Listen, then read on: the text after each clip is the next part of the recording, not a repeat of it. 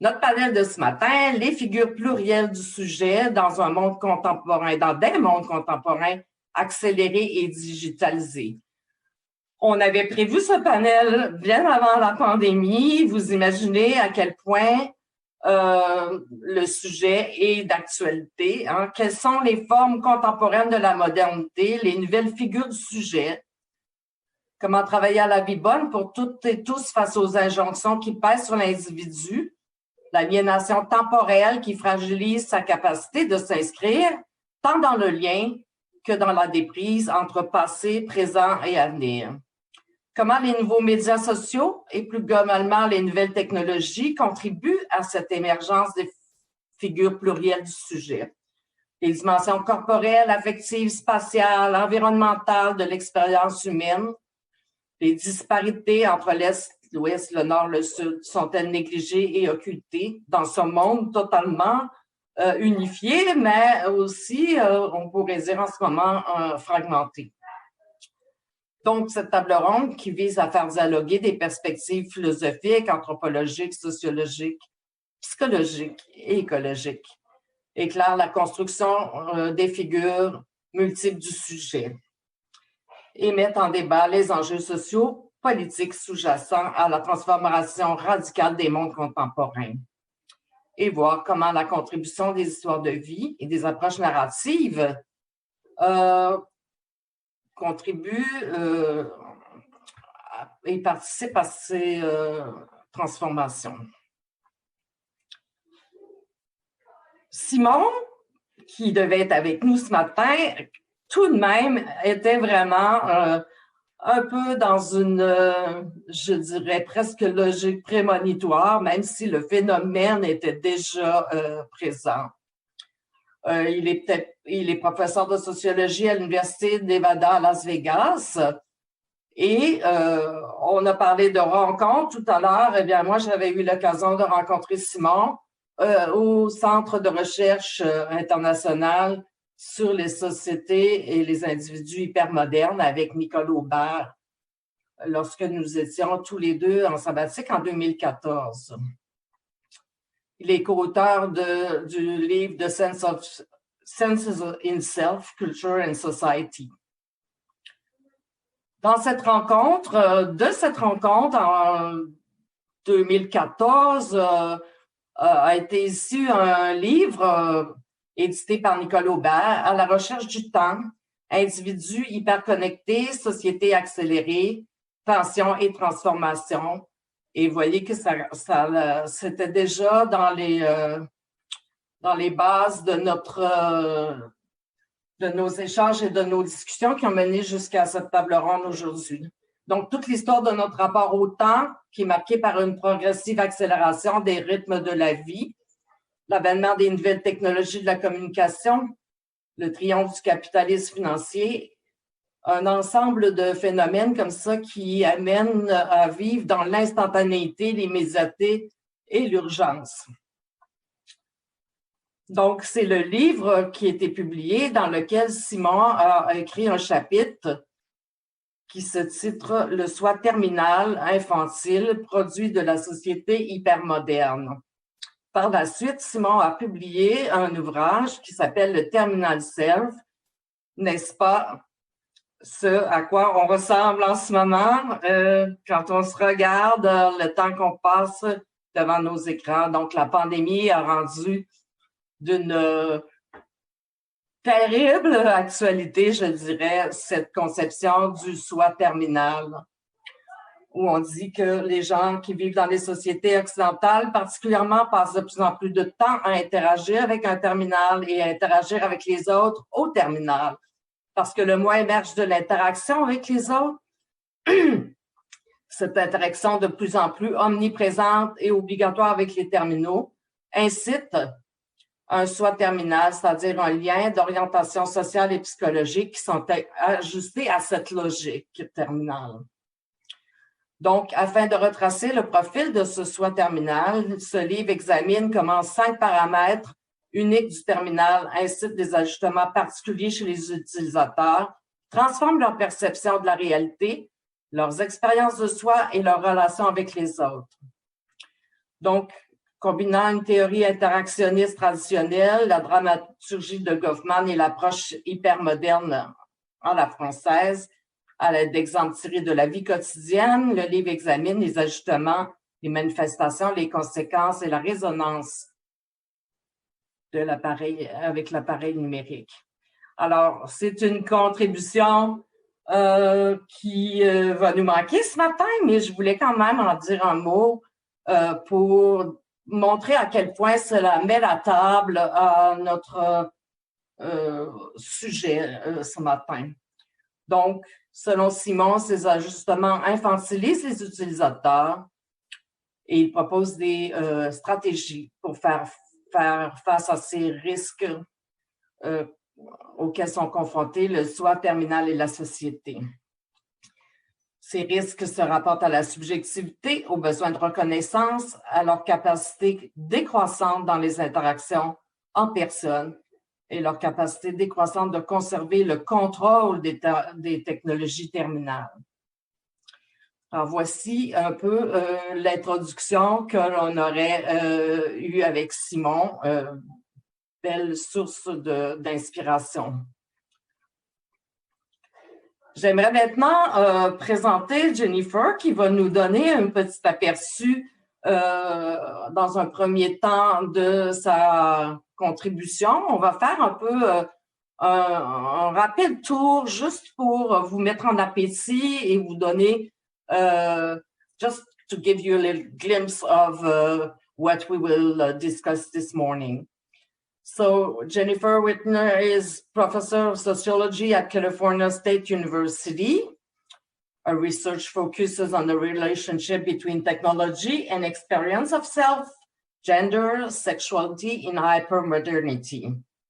She is the author of You Are Your Brand, Self-Branding and the Marketization of Self, ainsi que de nombreux articles. Alors, Jennifer, could you just give a short glimpse at your topic before we introduce Michel?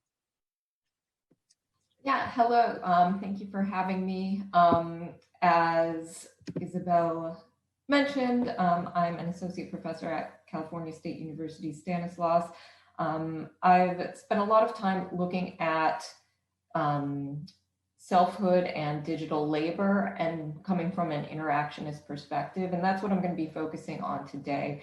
My presentation is going to be looking at self-branding or personal branding, as it's also known, and the injunction to visibility. And specifically, I want to start to explore how the increase of algorithms on social media is influencing these processes of self-presentation and self-validation. So that's just a little bit of a preview. Alors, with Michel Alhadeff-Jones, we present une approche rythmologique des temporalités de l'existence. Michel Alhadeff-Jones est psychosociologue, philosophe de l'éducation, spécialisé dans le champ de la formation des adultes. Travaille comme professeur associé adjoint à l'Université de Columbia et chargé de cours à l'Université de Fribourg en Suisse. Il est l'auteur du livre Time and the Rhythms of Emancipatory Education. Alors, Michel, si tu pouvais nous donner un aperçu de ta présentation pour nous mettre en attente et en appétit de ton tour qui viendra plus tard. Merci. Bonjour à toutes et à tous. La présentation, je vais la faire en français peut-être, mais après la communication, comme on en a discuté, je la ferai en anglais de manière à pouvoir être en dialogue avec Jenny.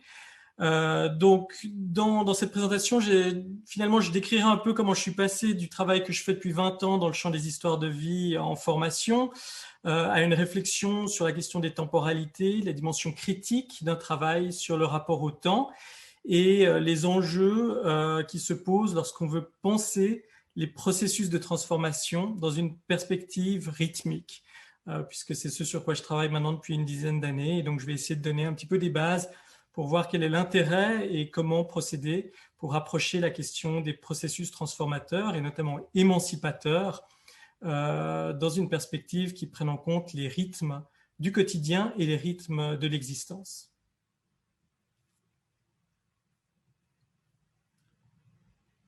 Excellent, merci. Alors, sans plus tarder, without waiting anymore, I will leave Jennifer to enough time to make her presentation. And please, all the way along, enter your questions and comments in the chat. Mettez vos commentaires ou vos questions en français sans problème dans la zone de conversation. Et suite à sa présentation, on pourra avoir ce petit échange autour de ces propos. Merci, Jennifer. Please.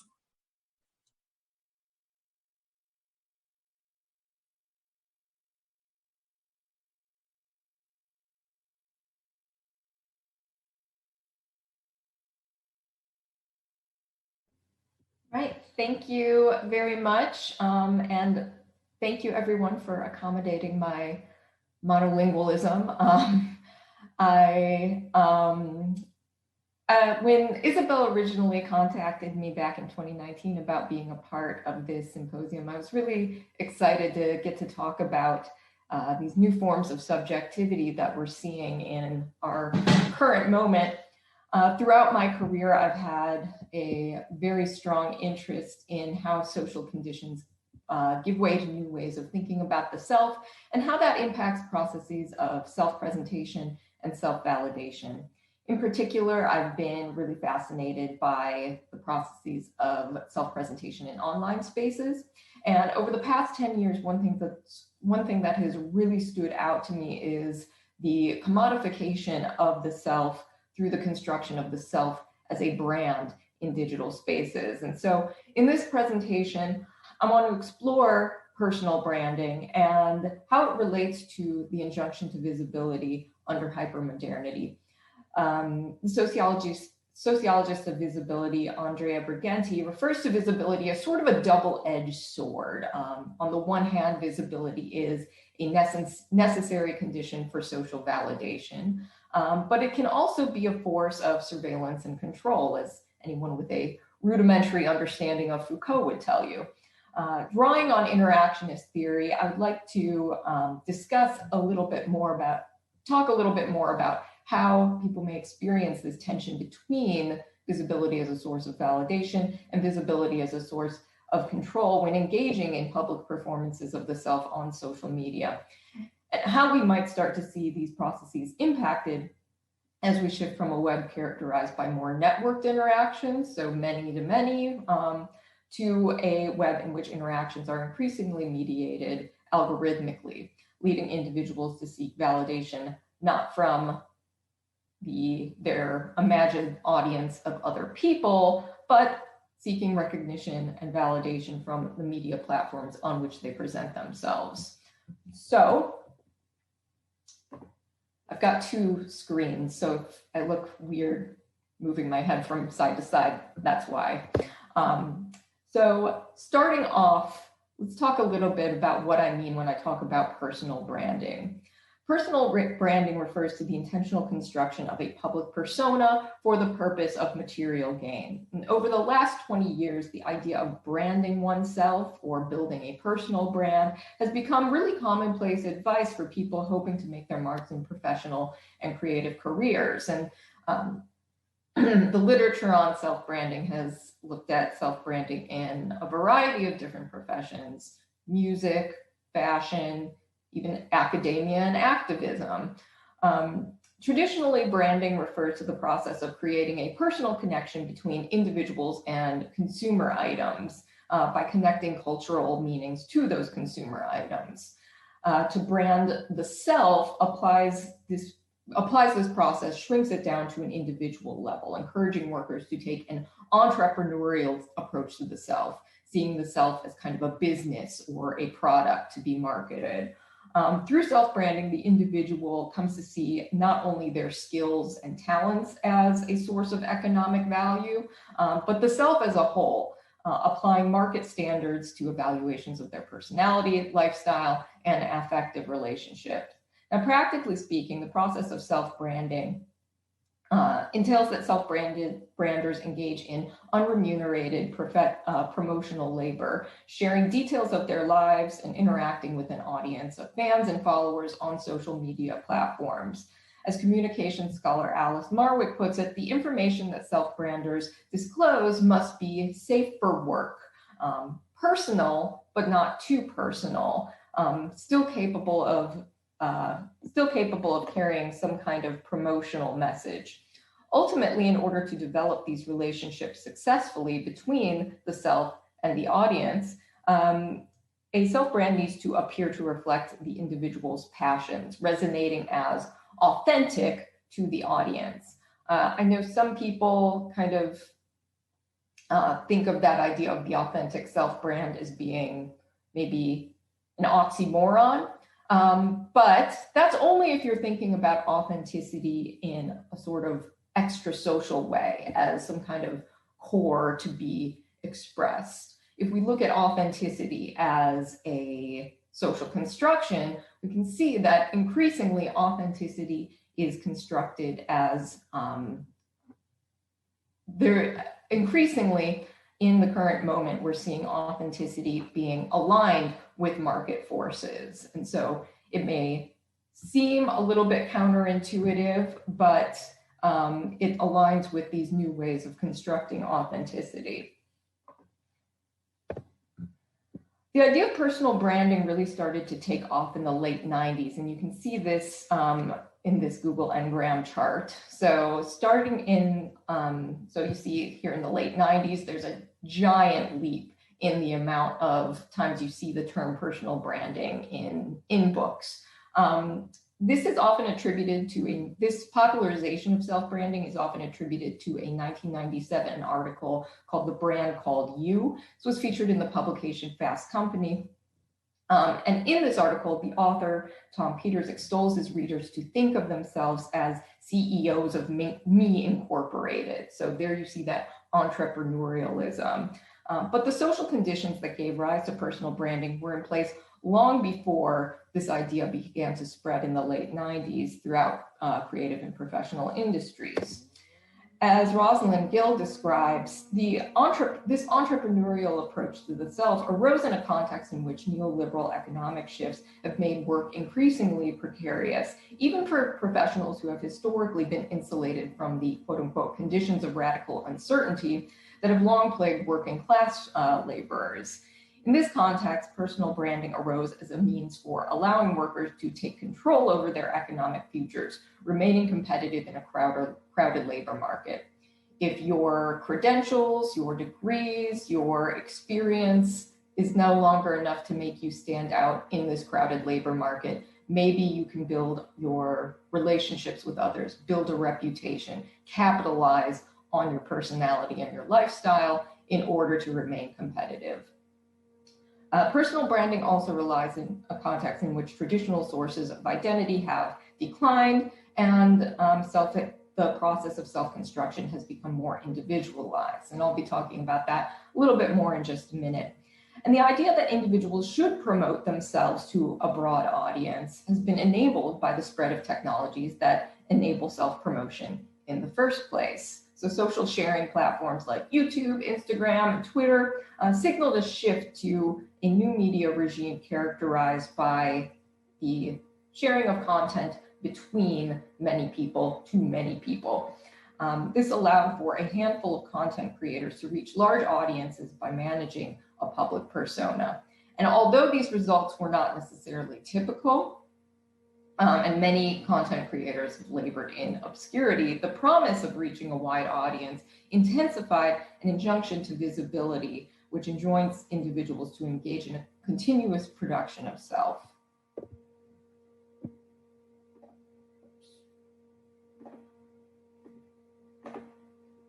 This injunction to visibility can be understood as an intensification of broader tendencies towards individualization that we're seeing in the current moment. According to the pragmatist philosopher George Herbert Mead, the self is a product of dialogic interaction, a conversation between the self and others. Because of this, Mead argues that social recognition, or the understanding of a person's humanity and unique identity, is the basis for the development of the self. So in order for the self to develop, others need to be able to affirm our understanding of ourselves, our understanding of our humanity, our unique identity, and our legal rights. The philosopher Charles Taylor explains in The Politics of Recognition, in pre-modern societies, recognition was essentially assured because identities were connected to a hierarchical social roles. With the erosion of these hierarchical social roles and the rise of ideas about equal dignity between people, the basis of social recognition started to fall away. Identity in this context no longer came as much from outside of the individual as from within the individual. It needed to be worked at, discovered, uncovered. This made the basis of the self more tenuous because while identity was becoming more individualized, the dialogic quality of social life ensured that the basis of the self would still need to be validated by others. With the speeding up of social life and the falling away of traditional sources of identity, some argue that the politics of recognition, that affirmation of people's humanity and unique identity, has been supplanted by the politics of visibility, whereas recognition is rooted in an understanding of people's identities and rights as human beings. The politics of visibility make worth contingent on standing out in a crowd and drawing the gaze of others.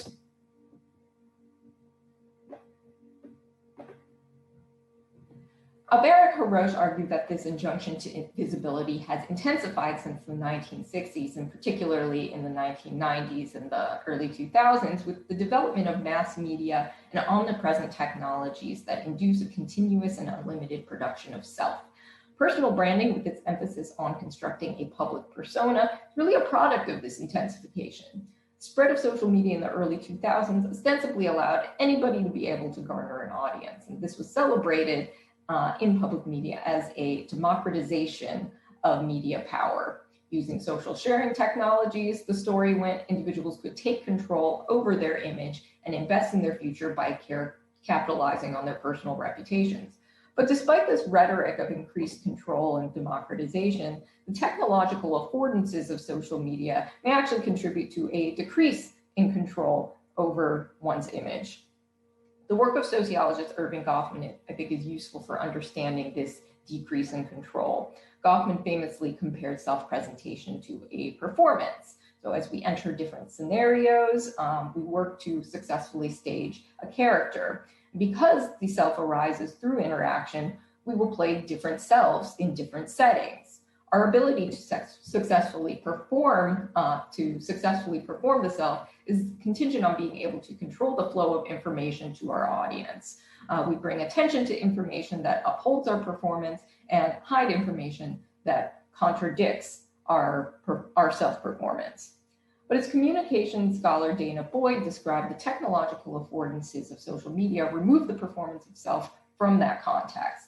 Boyd identified the persistence, visibility, spreadability, and searchability of public performances of the self online as increasing the risk of discreditation. Unless we delete it, the content that we post online remains largely accessible online to anyone at any time. They can even take a screenshot, share it with friends, take it completely outside of the context in which it was intended. Furthermore, the audience to our self-presentation on social media is largely unseen to us. Without receiving information that we can use to monitor our self-presentation, we must rely on our idea of what the imagined audience is. I put invisible audience there. That's a typo. It should say imagined audience. The imagined audience that we consider while we're directing our self-presentation may not actually have any resemblance to the real audience that's actually consuming our presentation of self. This decreases our control over the performance of self. And the result of this lack of control over the self has been referred to some scholars as a context collapse, a merging together of all possible audiences, past and future, for the presentation of the self. These qualities make it difficult to sustain a consistent persona over time, increasing the risk of discreditation at the very moment when the self takes on new significance as a means of managing conditions of economic precarity.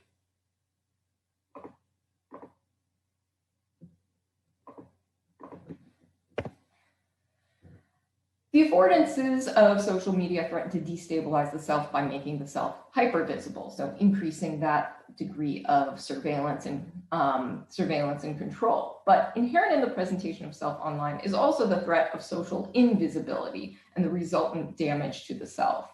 Personal branding is built on a discourse of media democratization, but scholars have long been critical of the idea that the internet is a democratic space, because just because you can create and disseminate media doesn't mean that anyone is actually going to view it at any time.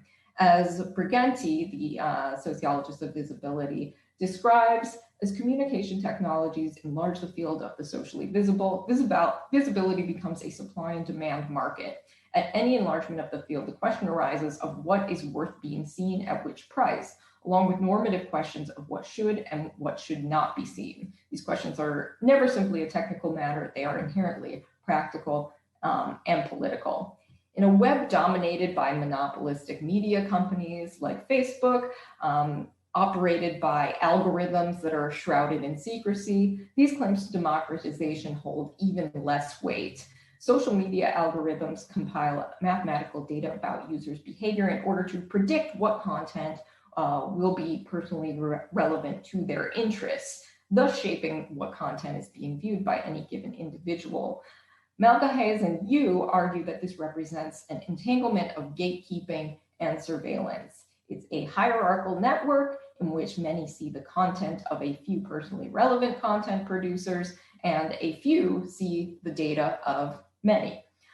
This represents a shift in who is able to be recognized by limiting what people see in particular ways that reinforce their pre-existing beliefs. This limits the potential for recognition even further. Those hoping to break through and promote themselves in this context must therefore conform their behavior to the platforms they use and to the standards of the algorithms that are governing those platforms, posting content in ways that will be recognized and rewarded by the algorithm. And so some research on people who are engaging in self-branding practices today shows that there's been kind of intensification of the drive to produce content. In the past, it may have been enough to post blog posts every week or a couple times a week. Now there's a pressure for people to post content every day, multiple times a day, multiple tweets, multiple pictures, multiple images, this kind of constant creation of content, just in order to ensure that you don't get, lost in the just in order to ensure that your content doesn't get lost and actually get seen by other people. One thing I'm kind of looking at in the future is what this means for that process of recognition. It seems to indicate that recognition is being framed not in terms of recognition by other human beings, but again, recognition by these algorithms, presenting the self in a way that will be valued and rewarded by these platforms on which people are producing content. And you see this too on social media. If you ever go on like TikTok or something, or Instagram or Twitter or any other kind of platform that relies on hashtags, oftentimes you'll see people using completely unrelated hashtags to promote their content.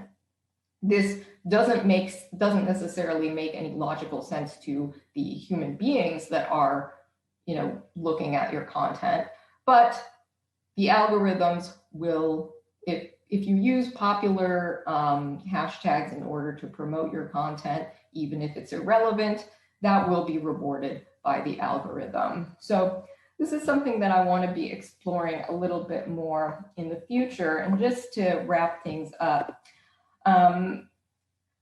been talking about personal branding as a product of this increasing injunction to visibility and how that destabilizes the self. I think what we're beginning to see as we're shifting to this more algorithmic web, this which has also been referred to as like Web 3.0, is that people are going to be increasingly seeking recognition from platforms rather than other individuals. And so with that, I'm going to go ahead and wrap things up, and thanks for listening.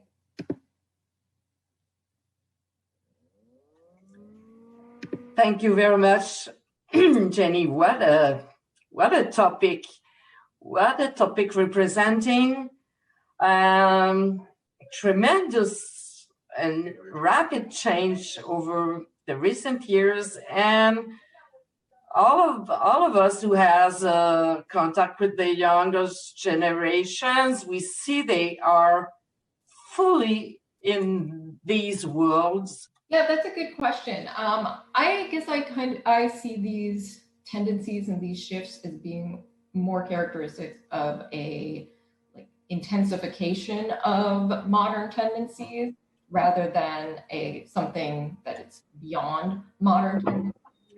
Because these issues that we're addressing, so increasing individualization, the decrease in authority, that's something that that started much earlier than anybody started talking about a post-modernity. Those are products of those are modern tendencies, and what we're seeing now I just see as being just a really kind of accelerated, intensified version of those tendencies. And I know somebody asked for the slides. I'm working on getting those posted in the chat right now as well. Okay. Michel, would you like to interact with Jenny? Please go.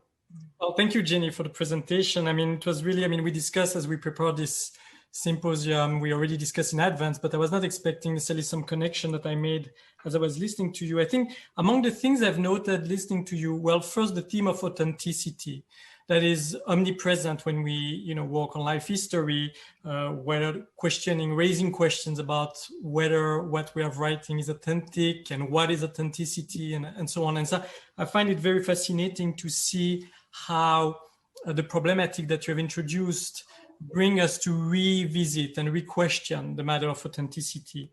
Now, also from a rhythmic perspective, because that's my lens, I find it interesting to see how you also brings to revisit the matter of recognition.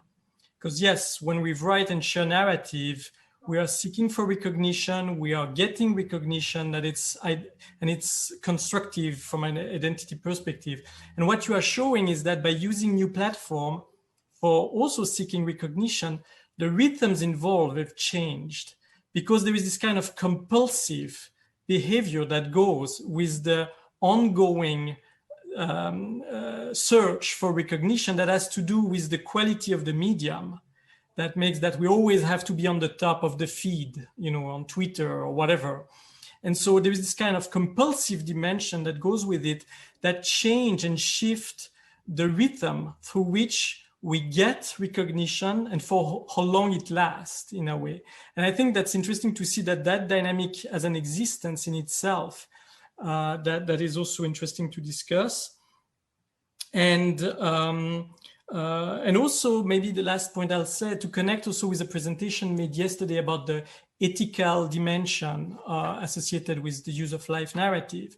And basically what you are saying is that when people describe or talk about themselves, narrate themselves online, it goes from 0 to eternity. 0 seconds because maybe nobody will ever seen the tweets that they posted, and eternity because if one day you decide to search for it, you can find it. And from a temporal perspective, that's really, that's a strong tension. And obviously the matter of how much control we have over that is also highly problematic, obviously. And just a few comments, no real question. Yeah, no, but I love these observations and these connections that you're making. And I like how you put it from 0 to eternity, because that really is, when you are, putting out a tweet or an Instagram post or anything like that, there's no way that you can tell if that is going to just completely be lost in the ether, no one is going to pay any attention to it at all, or if it's going to become viral, become taken completely out of the context in which you intended it to be, shared around with other people, off, taken into, spread via screenshot or anything like that. So it really takes that control out of people's hands. It reminds me of this idea, this discussion of people that, is going on about the right to be forgotten. And I think that the technological affordances of social media really, it's really difficult to be forgotten when you have this presence online. You mentioned, Michel, this idea of authenticity. That is something that I could talk to you about for like 100 years, nonstop. I did want to focus on something a little bit different for this particular presentation because I presented on authentic self-brands quite a bit. But, when I first, because I've been studying these things for about 10 years or so, I became interested in self-branding through some research that I was doing about fashion bloggers. And something that I noticed as I was doing this research was they talked about branding and they talked about this idea of authentic self-brands. And when I first heard that, I was like, that's ridiculous. How can, this seems just like a complete contradiction, an authentic brand, and what does it mean to brand the self and all of these things. But again, when you look at the way that people are talking about authenticity and constructing authenticity in this context, they don't see it as a contradiction. They see authenticity. They see that they perceive the needs of the self as being in perfect alignment with the needs of the market. That, a brand can be authentic because it's coming from inside of you as a product of self-reflection. And if you engage in that process of self-reflection and effectively communicate that to other people, you're going to be rewarded for that. So, yeah. You want to continue the extension? Just one remark also. It's interesting because we see authenticity as something obviously as socially constructed and something that represents the self. There is also the authenticity of the relation with the other. Mm-hmm. And for me, what's very powerful when we work using life history in group is that it's not only about people being authentic in the way they describe themselves to some extent, but it's also the authenticity of the relation established. And I think what you've introduced that is very, for me, critical is the role of mediation played by the platform that twist the authenticity, because you have to play the game that the platform is programmed to in order to have yourself heard at some point. Now, from a meta perspective, we could discuss about the whole legitimacy of using platforms as a way to try to look for recognition. I mean, and that's probably where the problem is that, and maybe for the native generation, it's even more an issue than for generations that are older, that do not have the habit to use platforms to try to build or exchange or share narrative about themselves. Mm-hmm. Mm-hmm. I'm not super optimistic about these tendencies. I kind of see it in, just kind of playing off what Michel was just saying, that yes, the idea behind self-branding, the idea behind these, the idea is that we can define ourselves, but we don't really define ourselves entirely. I mean, the self is always going to be a product of interactions with others. And in this particular context, our interactions are with these platforms, and we are kind of beholden to the rules of visibility in these platforms.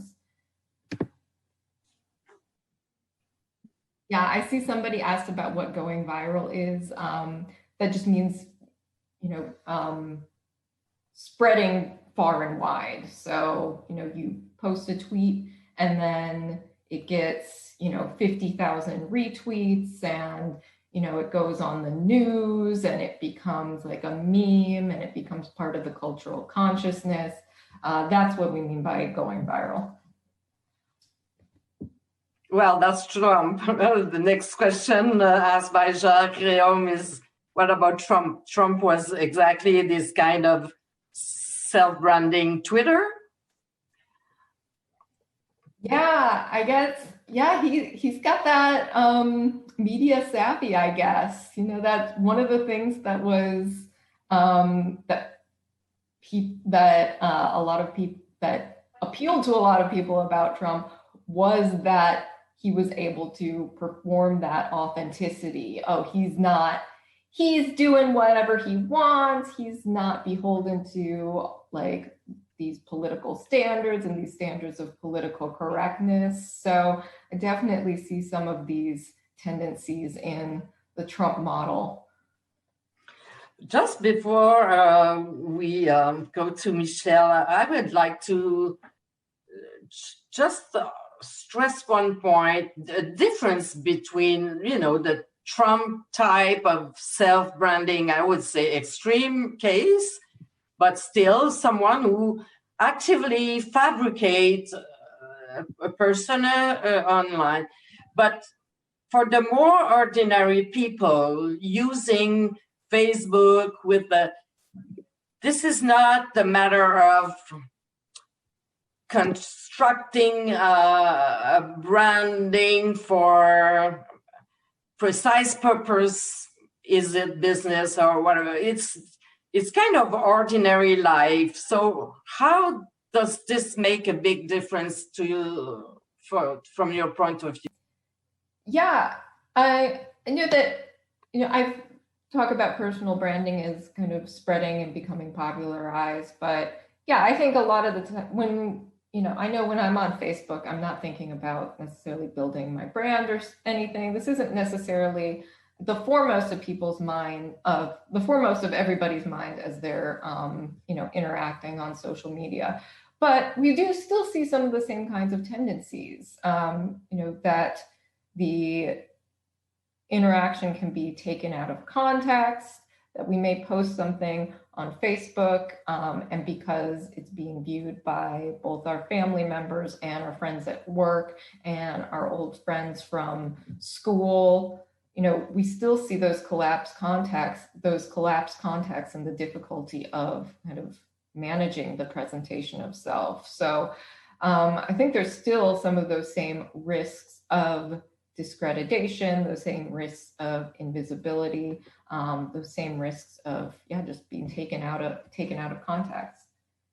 And that can have implications, that can have implications, material implications. I've written in the past about, in the United States, we largely have at-will employment, which means that your employer can fire you at any time in most jobs, which means that they can fire you because you weren't representing yourself well on social media. So if you're not considering if you're not considering the implications of what you're posting and kind of self-censoring, it can have these broader implications, even if you're just, an ordinary, everyday person.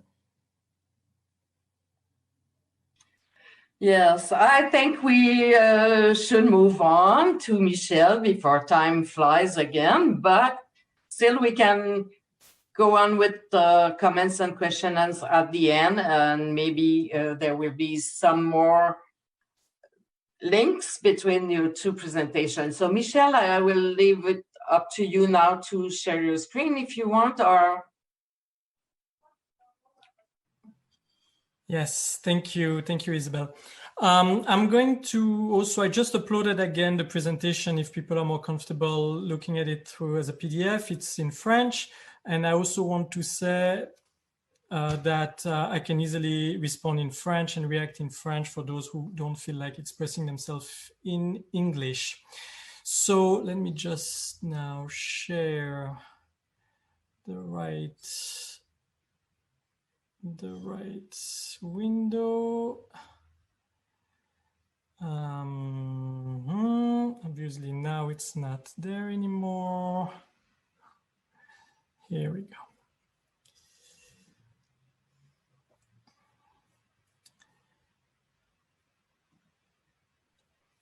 Can you see it? Yeah, good. Very good. Perfect. So, so what I would like to discuss today is maybe first starting with a few elements of context, because I realized as I was listening to different presentations that I should never take for granted where we are talking from when we refer to life history and the use of life history. So I'm going to say a few words about that, and then I'll develop more in detail some ideas that have emerged in my research for the last 10 plus years. So I came into I felt into the pot of life history and biographical approach when I finished my studies in psychology, in organizational and clinical psychology, and I started working in the team of Pierre Dominici and Marie-Christine Josso at the University of Geneva in 2000, actually. It was a time where we were working on preparing the conference from Asivif that was titled Penser le sensible en formation. That has been, I think, a significant event. And so I came to start working into the field of life history with those two mentors in a way.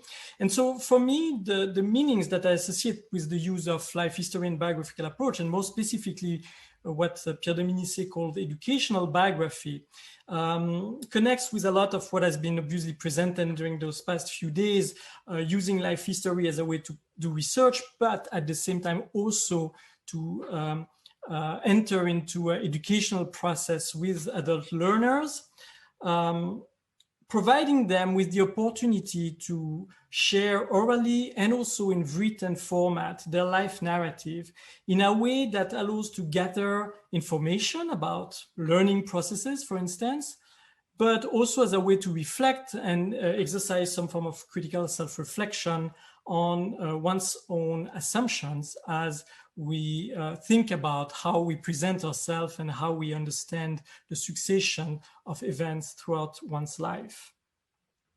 So the self-narrative is an opportunity to describe oneself and also to reinterpret lived experience in order to identify learning, transformative, and developmental processes. I find it very powerful in my practice. I've been practicing it mainly in higher education, both in Switzerland and in the United States. I find it very appealing and powerful because it displays the complexity of life by showing not only the numerous, but also the qualitatively heterogeneous aspect of one's life and how they all get intertwined into processes that participate to make us be who we are and make us evolve. So from that perspective, the use of life history is a privileged window that gives access to processes and especially learning, transformational and developmental processes. And that's how I connect it also with another aspect of my work since I started working at the University of Columbia in New York in the program that was created by Jacques Mézières. Some of you may be familiar with his name. Jacques Mézières was formulated in the 90s adult learning theory. It's called the transformative learning theory.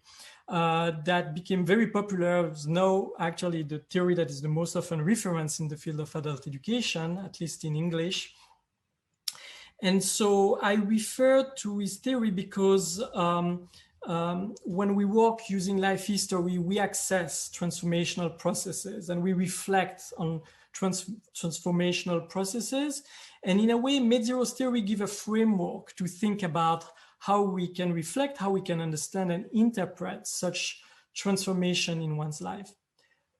But also the process of reflecting on one's own life history is in itself something that can trigger some form of transformation.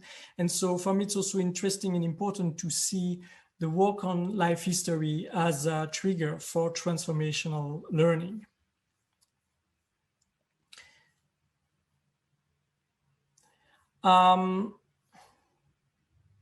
So I would like to share with you four main postulates, four main assumptions. Now to connect also with the presentation that Jenny made earlier and the theme of this panel.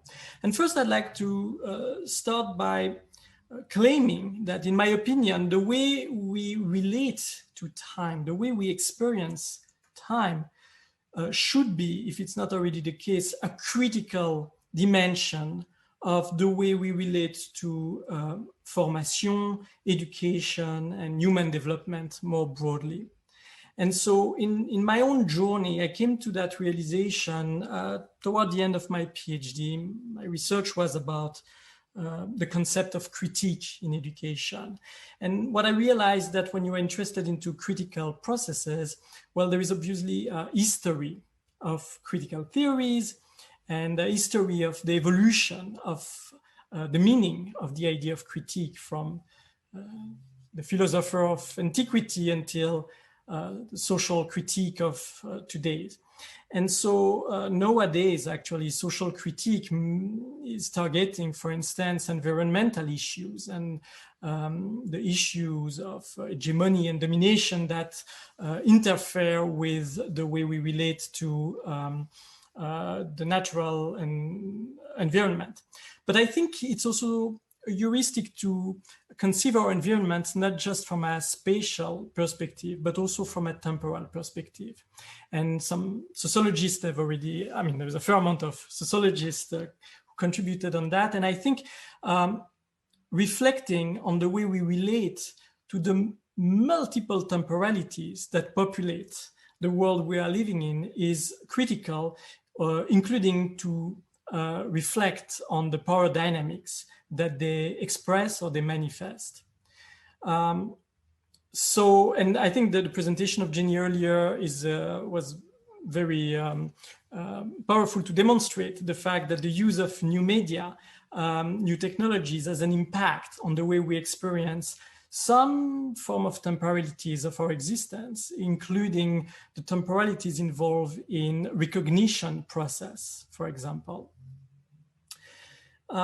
So more broadly, what's important to me here is to state clearly that, in my opinion, when we reflect on time, we reflect also on power dynamics, and that the way we experience time is also a way to question the way we relate to oneself, to others, and the power dynamics that are part of such relation. And I subscribe here to the perspective developed by Pascal Michon, a French philosopher, on the connection between power and rhythm.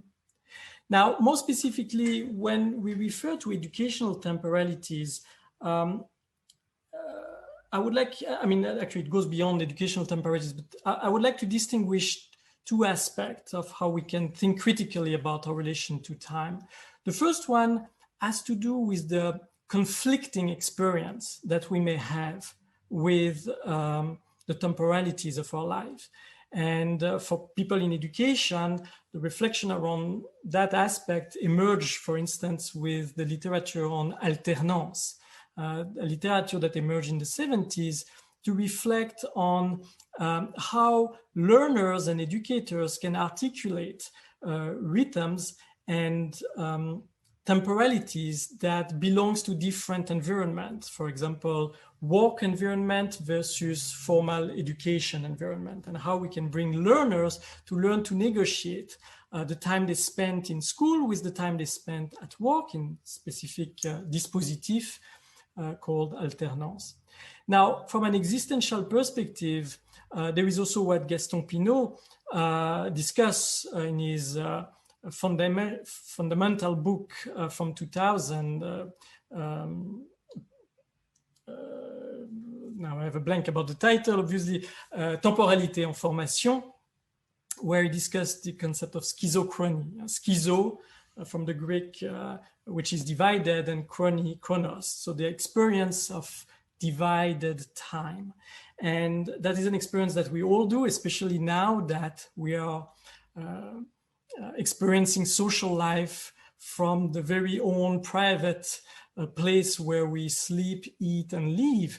And so this kind of, how do we deal with this divide between public life and personal life, work, and family time, and so on. The fact that we can experience it as a divide, as a source of suffering that require adjustment and a capacity to regulate.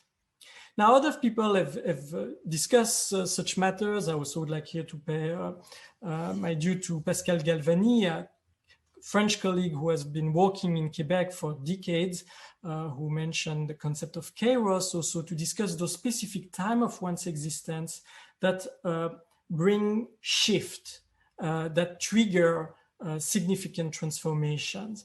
And so there is also something about learning to negotiate such kind of transition. So again, that kind of capacity can never be taken for granted. And so it raises questions from an educational perspective. In my own work, I've been mainly developing the idea of temporal constraint to relate to those ideas, and more specifically, what I've called temporal double binds, the fact that we tend to evolve in institutional environments that submit us to requirements which are contradictory from a temporal perspective. So for example, in education, there is the injunction that teachers receive every day that they have to respect the diversity of their learners, of the students. Each student has his own rhythm. But at the same time, you have to respect the program and the fact that there is such amount of knowledge that has to be discussed throughout the year. And so that can become a double bind, a temporal double bind, when the time allocated is not enough in order to adjust and respect the diversity of the rhythms of the pupils in the classroom.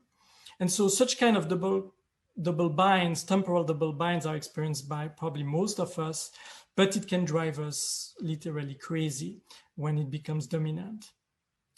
Another aspect also that has to do with the conflicting experience of time, I called it rhythmic dissonance, is the fact that we may throughout our life be exposed to an environment where the rhythms that are dominant are contrary or contrasting, or definitely not necessarily well adjusted to our own personal or cultural rhythms. That's an experience I've made personally when I moved from Switzerland to New York, having to adjust what I used to do in academia in Geneva to the temporalities of US higher education, and especially what Americans call accelerated learning and the compression of programs, which brought me to have to adapt a life history seminar that we used to do over a period of 8 months in Geneva into a period of 4 weeks in New York. So obviously that creates some form of dissonance about what you can do, how you can build up a feeling of trust, how you can establish connections that are meaningful over a spectrum of time that is relatively limited in comparison with what it may require. So all those examples to identify tensions that relate to the way we experience to time. And then there is another aspect that has to do with the temporalities of one's life and how we learn to regulate the way changes occurs and unfold throughout one's own life. I refer here to the notion of biographicity that Peter Light, a German sociologist of adult education, has developed as the capacity to pilot your own life. And in my own work, I refer to the rhythm of existence and the capacity to regulate the rhythm of existence as a learning task in a way that any adult somewhere has to develop to some extent in order to be able to find some form of predictability in the flow of their life. So I'm just going to say a few words. I'm going to go very fast on that. I developed some of those ideas in a book that I published a few years ago, Time and the Rhythms of Emancipatory Education. I think there are, and that's the 3 points I'm going to briefly make here, there is a specificity for those of us who work in human-centered professions, such as in education, social work, health, human resources, and so on, because we are dealing with temporalities that are very heterogeneous. I mean, if you are a biologist or if you are a physicist, that's one thing, because you may refer to different forms of temporalities, but they belong to the same kind of realm in a way, where in education, we are dealing with rhythms and temporalities that belong to orders of organization that are very heterogeneous. We are dealing with the biological rhythms of the learner. We are dealing with the psychological rhythms the rhythm of attention, the rhythm of memory, and so on. And obviously, we are evolving in institutions that have their own rhythms, the calendar, the schedules of school, hospitals, work, whatever institution you are working on that represent also temporal constraint. And so as a practitioner, we need to develop a capacity to articulate those complementary and conflicting temporalities at the same time. And that raises questions from an epistemological perspective. That's also part of the reflection I develop in this book. In education, more specifically, there is a history of the temporal constraint that we are facing. And what we are living today as, in a way, comes after 2,500 years of history of formal education, in a way. And so I've tried very modestly to describe a bit some of the milestones of such a history to understand also how those, the rhythms of education and the challenges of dealing with temporal constraint education have evolved. And finally, the last aspect that I developed in the book that I'm going to discuss now has to do with specifically emancipatory processes, because for me, I value a critical conception of education, which puts emancipation at the core. And so how do we think about processes such as emancipation from a temporal perspective? We experience today a new form of alienation that are experienced in the way we relate to the temporality of our life, the feeling of urgency, the feeling of acceleration, the feeling of schizophrenia, temporal divide, and so on. And so we need to learn to regulate and negotiate such kind of conflict in order to emancipate ourselves from constraints that are imposed on us. And the process of emancipation itself as a temporality. I'm going to try to develop that now. So I'm losing track actually of time. So please, Isabel, maybe give me a cue, maybe 5 minutes before, so that I make sure that I keep on track. What I'd like to discuss here is the idea that when we work on life history, and especially when we work using written narratives, there is a bias in the way we represent and narrate transformation. And that bias tends to put the stress on the discontinuities of one's life. A narrative, when you ask someone to write a life history, their life history, they tend to evoke events, accident, rupture, epiphanies, or intense moments or ordeals that punctuate their life course. And that's part of what Paul Ricoeur called the mise en intrigue, the plotting of the narrative. That's the way we built a narrative. And so obviously it's extremely important to recognize those aspects, especially because they tend to be excluded from quantitative research. And so as qualitative research, they are put to the fore and they are important. But they also kind of participate to an understanding of transformational processes as built through discontinuities. And that's the metaphor of the butterfly that is always evoked as a way to describe transformational processes. Although if you look at, and for those interested, you can, if you look at my blog, you'll see some videos of time lapse of butterflies growing. And actually when you observe the transformation from the chrysalis to the butterfly, and even from the I'm losing the name now, well, before the chrysalis, you will see that those transformations are actually occurring through very rhythmic processes where you can see the body moving, but it's actually perceptive for us. So you have to film it in a way to perceive it. And so there is what the French philosopher François Julien called those silent transformations. And if you think about the process of getting older, I mean, we get older every day. And so, but sometimes once in a while, you realize looking at yourself in the mirror that you have white hair or that you have, marks on the face that make you realize your biological age to some extent. So there is this tension when we think about transformation between, on one side, the discontinuities of life, those events that mark our life, and on the other side, those silent transformations, those invisible changes that appear day after day and that contribute to the way we evolve. And so in our everyday life, those silent transformations go through, routines, rituals, scripts, but also the repetitions of gesture, feelings, psychological state, or social interaction that we keep repeating day after day.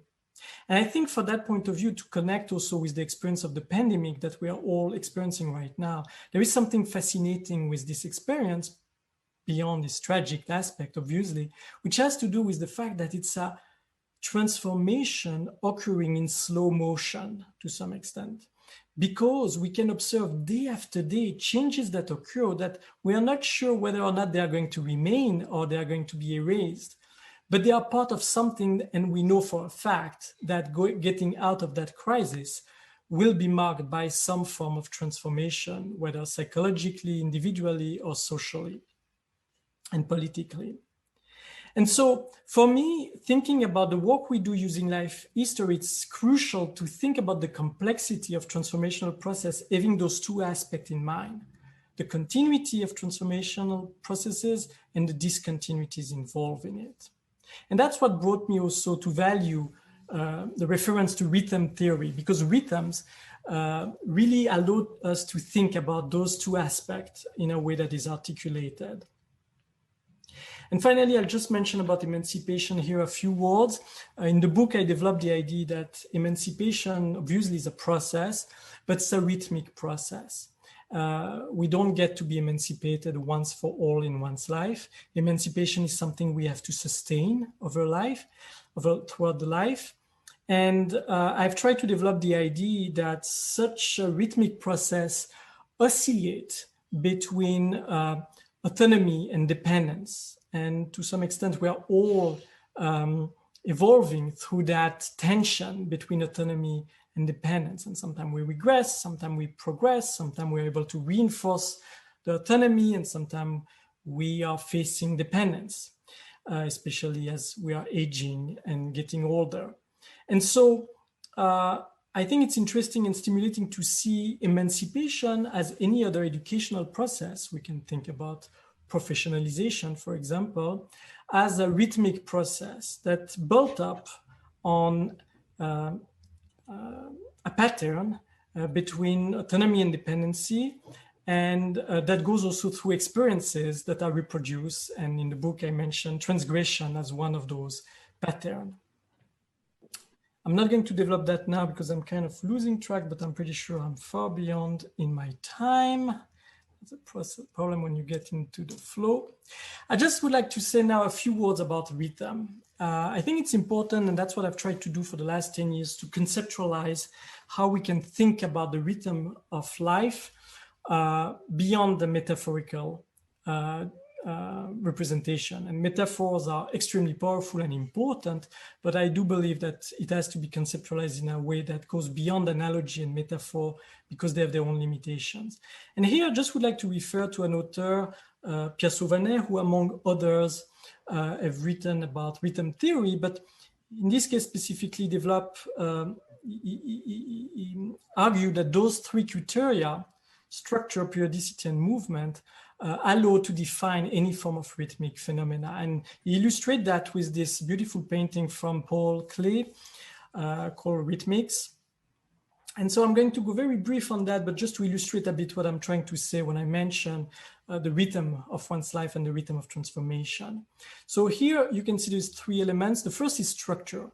That's one way to approach the rhythm, through the patterns that are displayed. It can be sound patterns in a music, or it can be visual patterns in a painting. So here on this painting, you have visual patterns that is the alternance of square kind of shape with a color scheme, black, gray, and white, that is reproduced. So this pattern is reproduced, and that brings to the second aspect of that is usually the most proeminent in rhythm, but is not always necessarily required. That has to do with periodicity, repetition. So the most significant rhythms often involve some form of repetition. So here the pattern is reproduced throughout the space of the painting. And we can count how many times that's been reproduced. There is a frequency and so on. And the last aspect is what Pierre Sauvanet called the movement, which for us working in the field of life history is probably the most significant aspect. But when you think about rhythm, it's actually the least easy to understand, is the irregularity, is the discontinuities that are part of most rhythms, actually. I mean, even the most mechanical rhythms sometimes display some form of irregularities, but it's especially true, obviously, for human phenomena. So when you think Désolé, Michel, est-ce que je peux te demander d'amener la conclusion pour qu'on ait un peu de temps à discuter avec toi, s'il te plaît? Yes.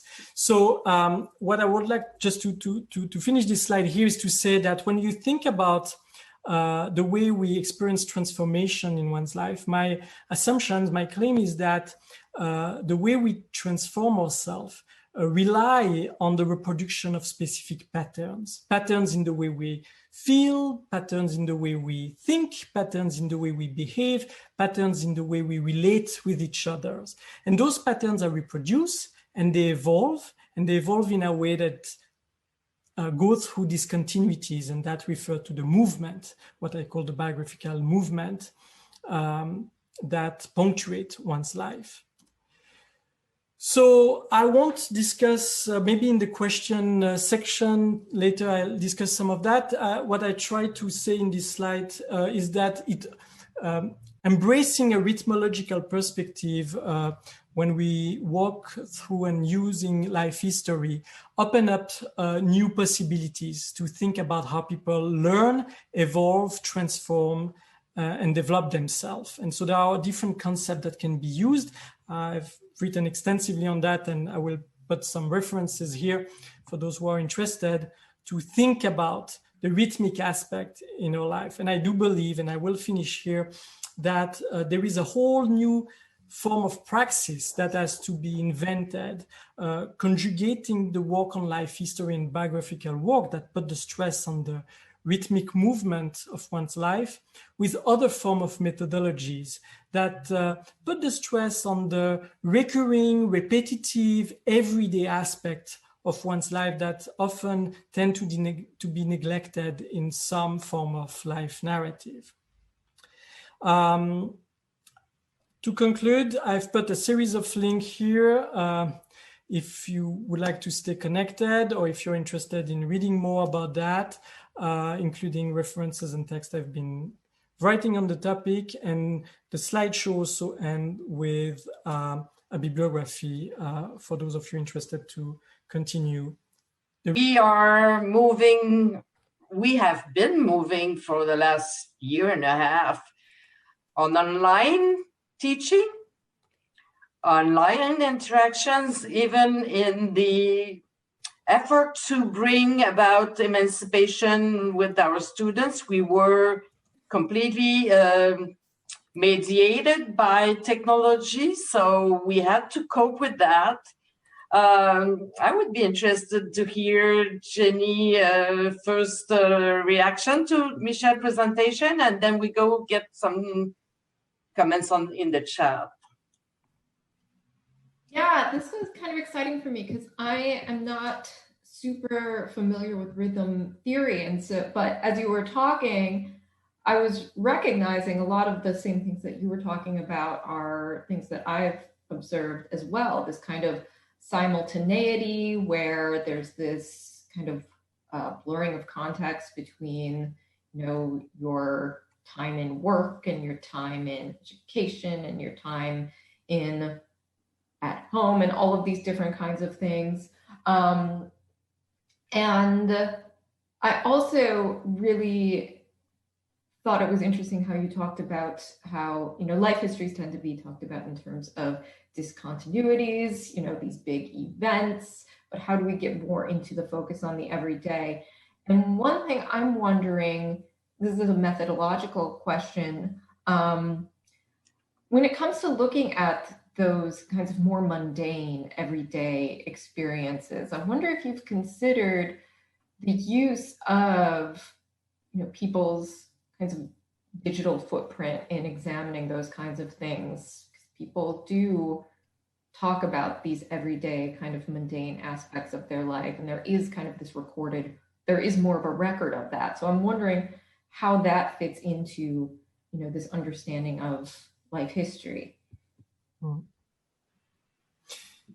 Yeah, there is really a tension between the everyday rhythms and the way we think about the rhythms on the long run of one's existence. I think one concept here that is very powerful is Henri Lefebvre, and it's in the slideshow, the concept of moment. And for Lefebvre, a moment is a category of experience that built up through repetition. So when people are on social network, what they do is that they enter in a specific moment of their life that is mediated by a screen and that has its own rhythm. And that moment can become very prevalent. And that's where I think we can think about alienation. Alienation is when you get locked into a specific moment of your life, when a specific moment of your life is taking over, imposing its own rhythms on the other moment of one's life. People who are suffering from addiction are experiencing that. When you are addicted, a behavior that is normal in your life, eating, drinking, having sex, or gambling, that can be relatively normal, can become prevalent, and then through addiction becomes taking over.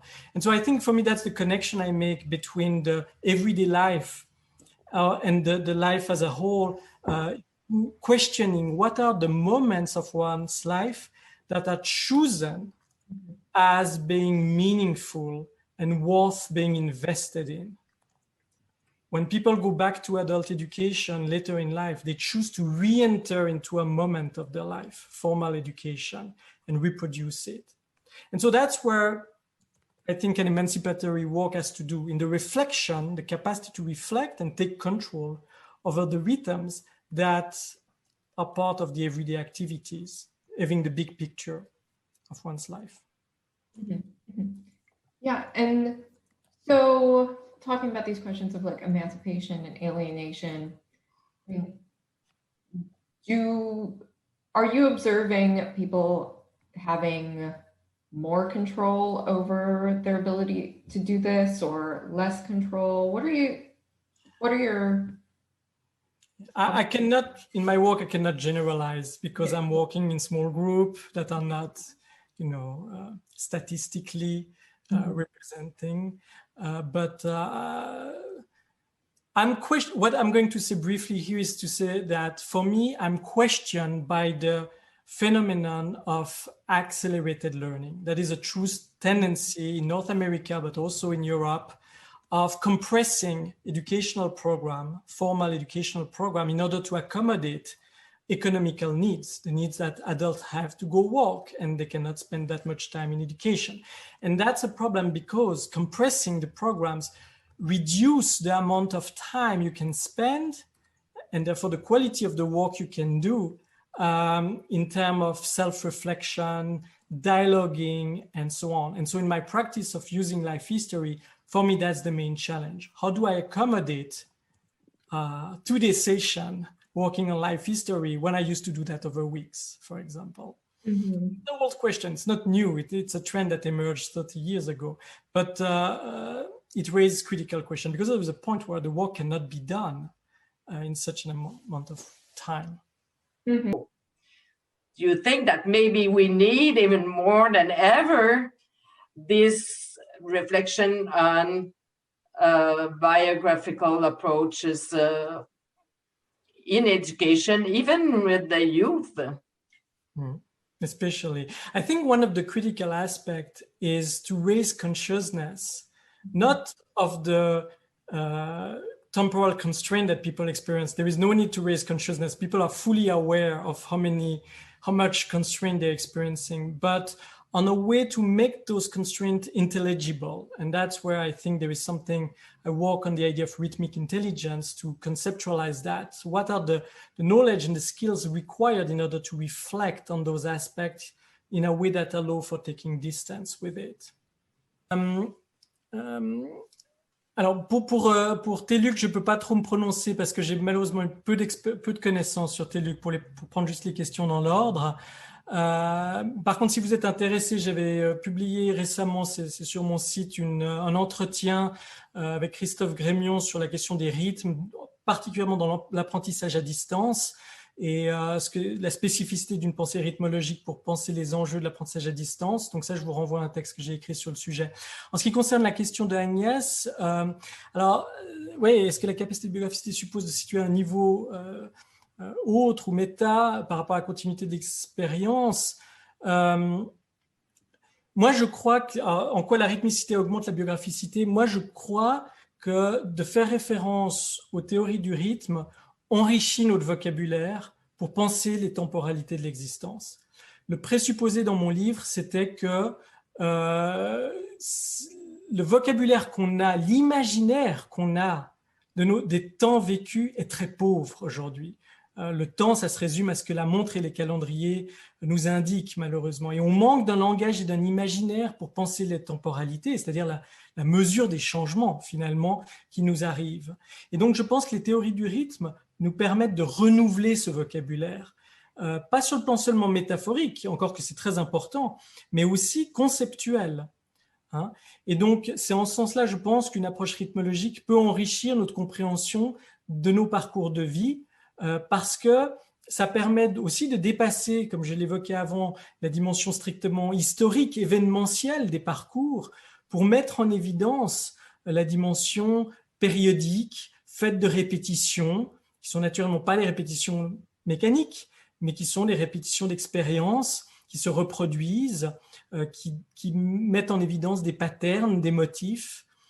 Et une des thèses que je défends, c'est qu'on tend à reproduire les patterns à travers lesquels on s'émancipe dans la vie, mais parfois la reproduction de ces patterns peut devenir aliénante. Et ce qui nous a émancipés à une époque de notre vie peut aussi nous paralyser ou nous handicaper à une autre période de notre vie. Donc, c'est en ce sens-là que je pense qu'une réflexion sur les rythmes de l'existence peut enrichir la dimension émancipatrice du travail biographique et de la réflexion et de la biographicité.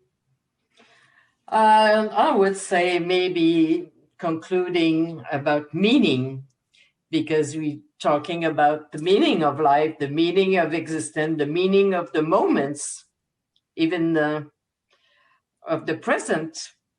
What is the timeline of the present, the compressed present versus, a present that is connected to. So I would leave us here because time has reaches an end for the panel. Thank you so much for this very challenging, thoughtful presentations on both sides of what we are actually just right in the middle for contemporary world and future, what we have to think for the future as intellectuals, teachers, writers, human beings. So I really thank you for these presentations.